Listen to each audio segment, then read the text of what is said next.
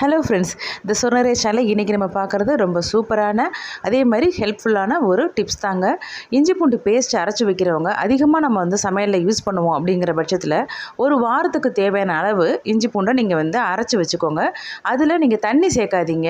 தண்ணிக்கு பதிலாக refined oil கொஞ்சமாக சேர்த்துட்டு நம்ம அளவுக்கு ஏற்ற மாதிரி நம்ம டீஸ்பூன் கணக்கில் நீங்கள் சேர்த்துக்கலாங்க. அதே மாதிரி ஒரு கல் உப்பும் கொஞ்சமாக மஞ்சத்தூளும் போட்டு அரைச்சி வச்சுக்கோங்க.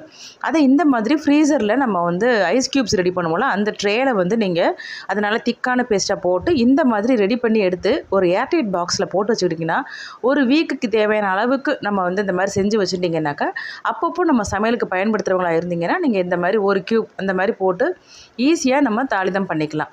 இது உங்களுக்கு வீணாக போகாது. ஏன்னா ஃப்ரீசரில் வச்சு எடுக்கிறதுனால வீணாக போகாது. அதே மாதிரி நீங்கள் ஸ்டோர் பண்ணி வச்சுட்டு 1 வீக்லேருந்து 10 நாள் வரைக்கும் நீங்கள் வச்சுக்கலாங்க.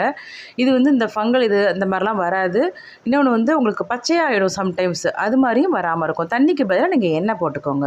Bye friends.